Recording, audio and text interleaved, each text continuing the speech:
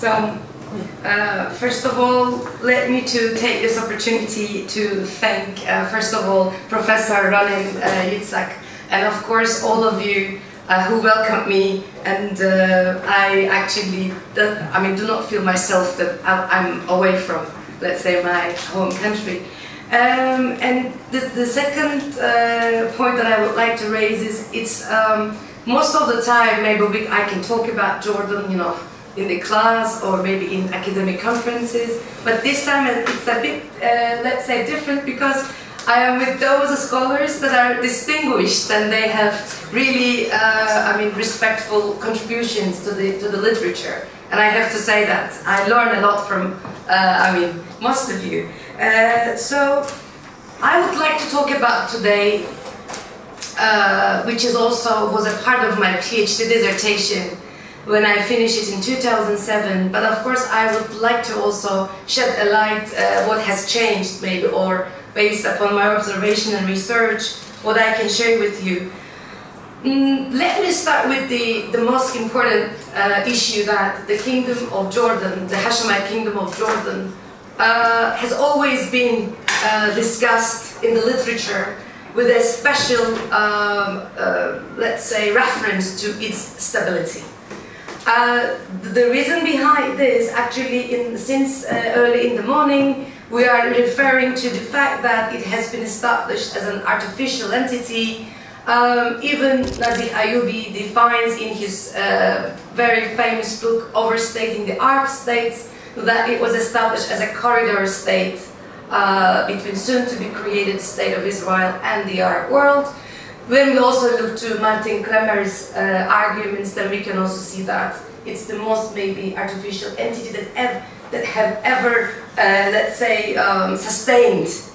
And then in 2014, when I wrote an article on the consolidated monarchies with the case of Jordan, which was published in Israel Affairs, I also wanted to highlight the fact that Jordan, of course, with Morocco, has become one of those countries that, yes, they were affected by the Arab uprisings, which started since 2011 onwards, but they were not those ones that were very much or heavily engulfed by the Arab protests. So that's the main reason, probably, that Jordan occupies a very central place in the Middle East politics because of this, because it epitomizes this remarkable, let's say, stability. But of course, it's an academic question whether we are talking about what type of stability is it. You know, is it political stability that we are talking about, or as Professor Sisman mentioned, are we talking about regime survival strategies, or are we talking about the level of or the future of the legitimacy, in this country? And of course, it can be elaborated. Another issue that I would like to raise in my, let's say, paper is that there are various identities that shapes the country's identity and nation-building policies. And there are various identities, such as supra-state identities, such as Islam, and parochial identities, sub-state identities. And I can say that, particularly the case of Jordan, represents that it was also trying itself to shift, move away from Kavni, the Arab nationalist identity, towards a territorial one, more in quotation, the Jordanian one, in time. And one of the most important motivation for the kingdom, in order to demarcate, I can say maybe, maybe it's the most relevant word, that demarcate its identity from the Palestinians has become, I think, one of the most important motivation for the kingdom, right after, officially right after 1988, with the disengagement from the West Bank. But of course, it started even before. Maybe we can go back to the 6-7 war, and of course, what has happened right after the loss of the West Bank and the subsequent, the PLO camps in the country, which has led the regime to think that there is a state within the Jordanian state, we can say. So the civil war of 1970 and 71 had a very enormous impact on identity politics in the country, because until that time, the kingdom, and still today, of course, the kingdom has been the only Arab country granting the Palestinians citizenship. So this led Jordan, it is very imperative to analyze the ways in which the coexistence of Palestinian and Jordanian identities informed or invoked, reinforced, an East Bank first trend. That is, I think, a very important point that we need to underline. If I also would like to give reference from Uri Eldam, following the establishment of the Transjordanian Emirate by British colonial rule, the policy was settled on the idea that Jordanian mandate would be an independent entity with a special connection with Palestine. Another important maybe issue that I would like to also share with you has been mentioned by Hilal Frisch when he was referring to the floating identities of Jordan, because the Hashemites, they were not actually the inhabitants of Jordanian territories, and this led the kingdom also to establish a kind of a four-pillar identity formation. There's an identity formation of the policy of identity making with four pillars. So what we can say is that the permeable borders between Transjordan and Palestine, and later on the annexation of the West Bank right after 1949, and with the Unity of Acts, which incorporated the West Bank and, let's say, the East Bank territories in 1950, led the king, particularly King Hussein, to raise four important pillars in making this Jordanian identity. So the Palestinians were granted the right to acquire Jordanian citizenship, and they constitute a unique epitome in the entire Middle East. The policy of granting citizenship in the kingdom is primarily related with legitimizing the annexation at the same time, and of course, integration of the Palestinians into the Jordanian community. However, we need to also state here that this integration was, in quotation, also controlled integration. The second pillar, which I would like to also refer to Larry Grant, kingdom's politics of identity was then centered on using Arab disloyalty and ideals as a prop in order to give support to the idea that Jordanians and Palestinians are forming an Arab nation, so they belong to the same familial bonds.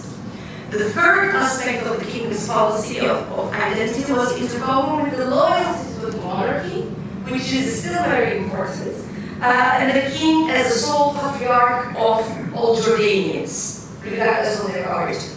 And fourth, the Hashemite monarchy has gained and consolidated its source of legitimacy through backing a solution for Palestine and reinforcing Arab unity.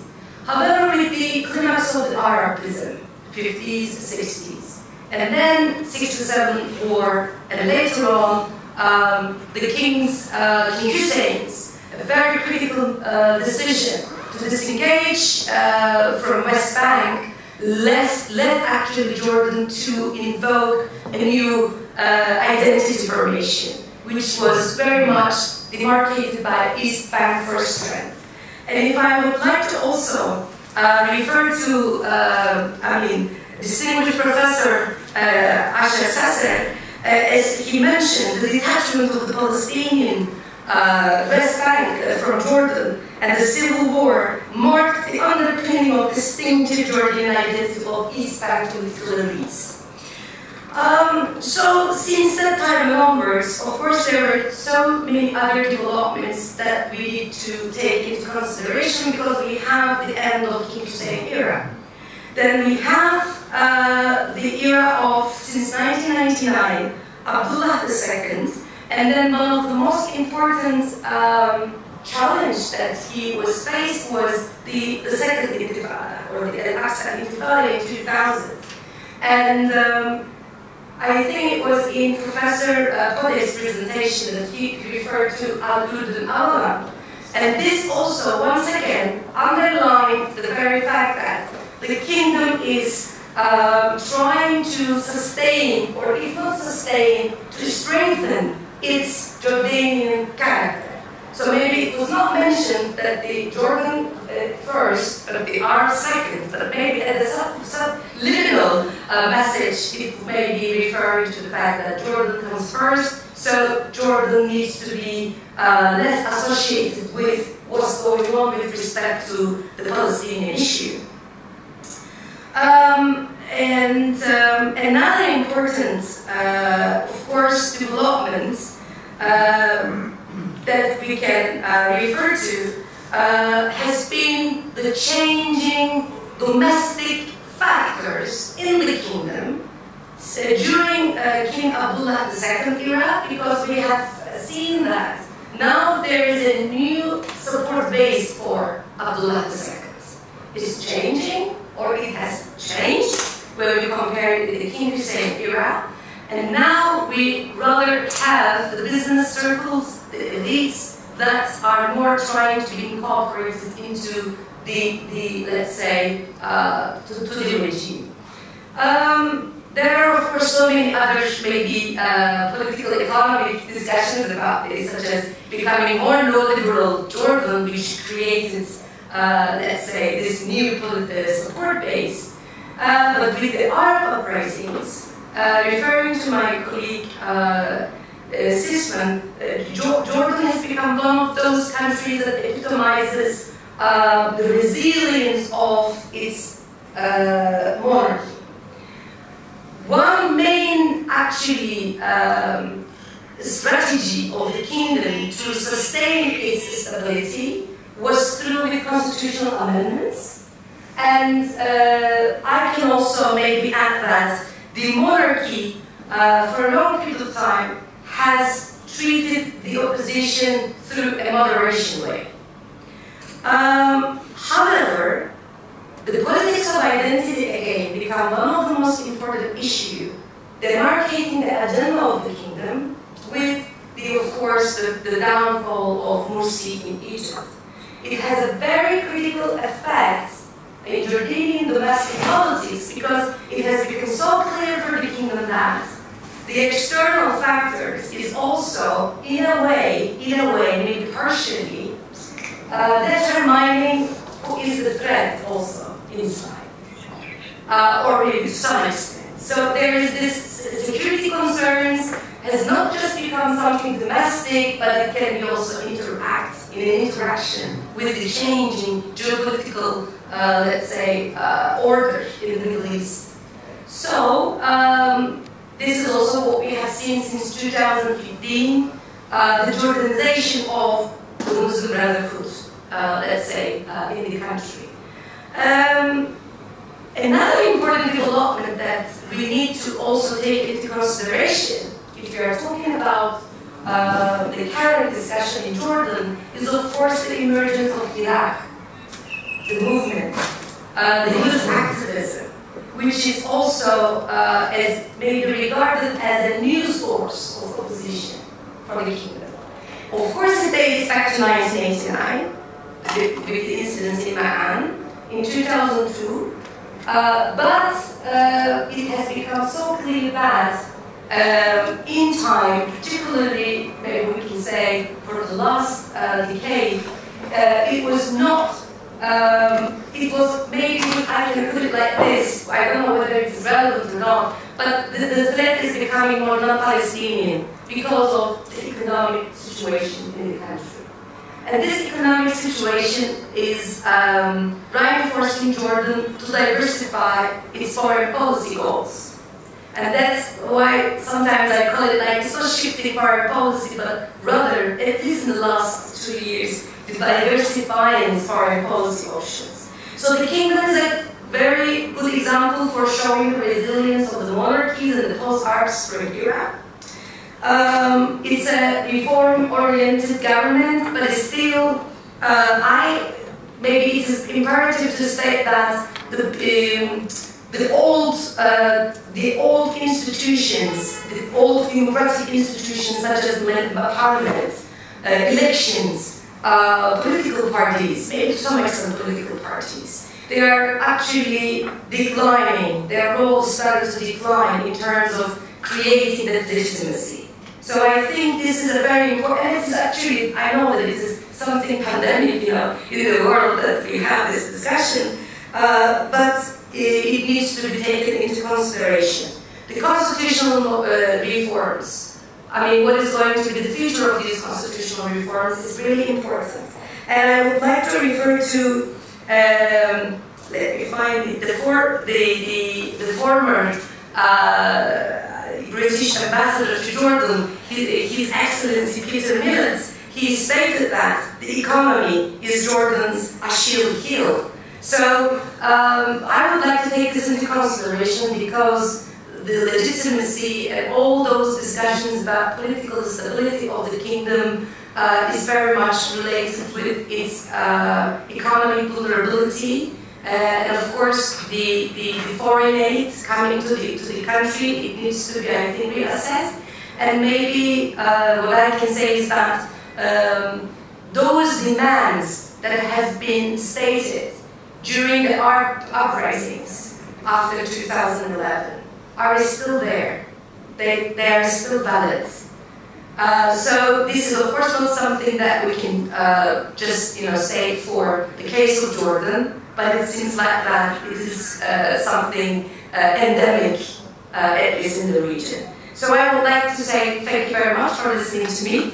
I hope I was bothering you.